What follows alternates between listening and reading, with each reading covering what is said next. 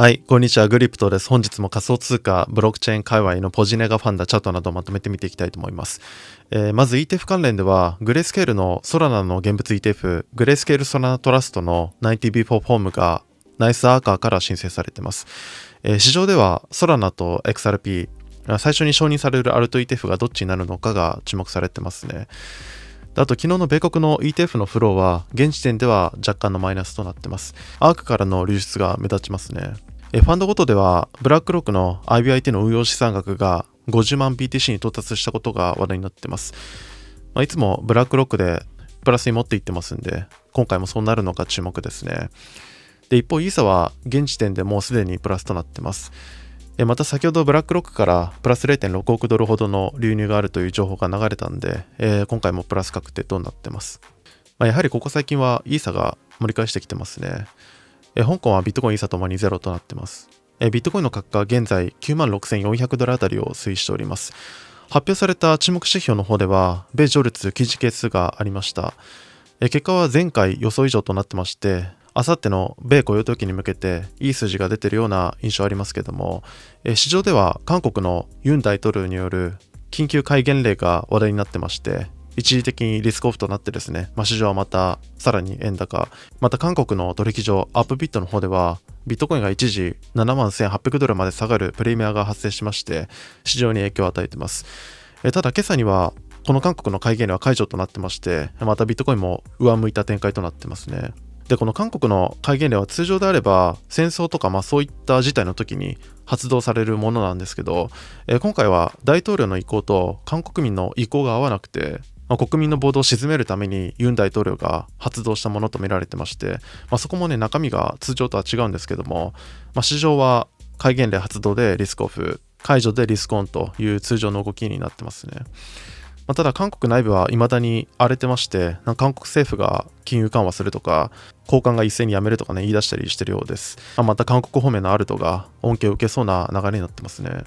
で他の市場では米株各指数は上向きになってまして、ビットコインも一時93,500ドルまで下落してるんですけども、現在は96,000ドルまで回復してます。ビットコインの先物の方では OI は全体でマイナス 2.15%、額としては586億ドル相当、比率としては全体ではロングが 53.4%、バイナス目はロングが 51.9% と上入りになっています。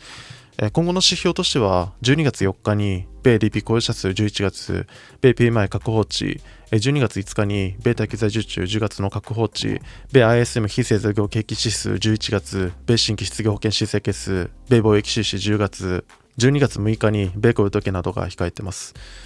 あとその他の動きでは連日注目されている取引所のビットコインの準備金が未だ低水準となっていることや、あとはビットコインの10万ドル突破に関してはトレーダーの心理的障壁があるんで、過去の傾向を見るとですね、その15回から30回ほどトライしないと上抜けしないんじゃないかという見解などが注目されています。そしてオンレンチャン企画ですね。昨日の私の予想ではビットコインドミナンスが続落していることと、あとは引き続き指標の警戒、またビットコイン単独での強さが少し弱まっていることから、昨日の95,716ドルよりは下回るんじゃないかという予想でした。結果としては韓国の戒厳令などありまして、一時93,500ドルまで下落、その後戒厳令解除でまた上向いてはいますけども、判定時刻の12月4日 AM6 時時点のビットコインは95,615ドルということで、昨日の95,716ドルよりも下なんで当たりです。危な。とりあえず2連勝ですね。では続いて明日の予想ですね。戒厳令サプライズ挟んで、ちょっと分からなくなってきましたけども、上ですかね。先物 Y とドミナンスの低下が怖いところですけども、戒厳令で一旦調整挟んだし、ジョルツが予想以上の結果で米雇用統計までいい数字が出そうな気もしますし、米市場明けまた上に向かうんじゃないかなと思いました。なので12月4日 AM6 時時点のビットコインは現在の96,486ドルよりも上、これでいきたいと思います。チャート的には98,000ドルあたりを抜けてくるとまた10万ドルの攻防が見えてきますけども、指標としては本日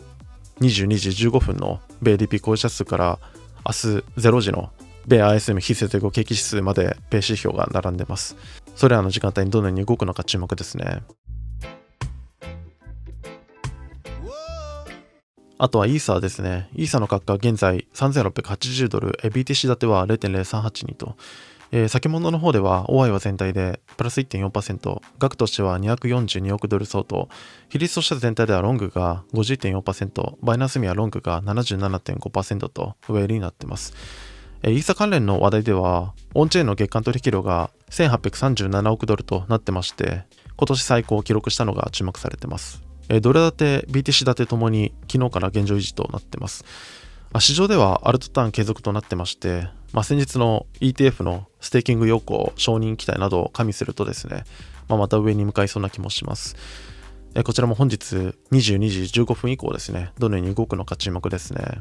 あとその他の動きでは、トランプ政権が次期 SEC 委員長に仮想通貨派の元 SEC 委員ポール・アトキンス氏を指名するんじゃないかという報道が出ています。トランプ氏がこのアトキンス氏に接触したことから可能性が高まっていると見られています。次期 SEC 委員長に誰がなるのか毎回注目されてますけども、毎回報道が出た後に本人からですね、こうやらないよみたいな声明が出されて、あんまり人気がない職種になっているイメージがあります。誰もやりたがらないですよね。あと、コインベースの CEO アームストロング氏が SEC 職員のいる法律事務所とは関わらないと X に投稿したのが話題になっています。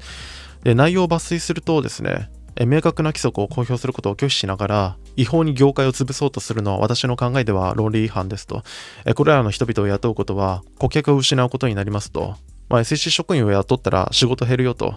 各事務所に警告してますね。今後は SEC の権力自体が弱まるとされてますけども、さらに SEC を業界から排除するような動きが見られますね。あと他ではセルシウスの元 CEO マシンスキー氏が商品詐欺と価格操作の罪2件に対して有罪を認めています。5日前にセルシウスが2度目の先者分配開始を発表したのも取り上げましたけども、裁判の方も進んでますね。で、あとアルト関連では最近の高騰からリップル XRP の注目度が高いです。大口の取引所からの資金移動が何倍にもなっているのが観測されています。で、あと XRP レジャー上でも最近の価格の高騰からですね、アカウント作成に必要なコストが 10XRP から 1XRP に引き下げられたことなどが話題になっていますね。XRP の価格は現在 2.5 ドル、日本円で400円突破から調整に入っています。ドル建てでも ATH 更新できるのか注目ですね。あとはトロンが急騰してます。1日でほぼ 100% 上昇してますね。約7年ぶりの ATH 更新が話題になっています。古参銘柄として、あとは XRP との比較でもそうだと思いますけども、これも一応中華系ということで上がってるのかなと思います。あと、今まで吹いてなかった IOST なども上がってますね。IOST は今までの上昇相場でも、全く資金が入らない時期があって、終わったかなと思いましたけど、ここでようやく資金流入となってます。中華系がどこまで伸びるのか注目ですね。あとその他リリース関連では、コスモスのプライバシー系 L1 と言われているナマダがメインネットリリース、エアドロップ開始を発表しています。こちらの今後の展開にも注目ですね。今日はこのとこですから何かありましたらコメントいただけるとありがたいです。よければチャンネル登録とグッドボタンよろしくお願いします。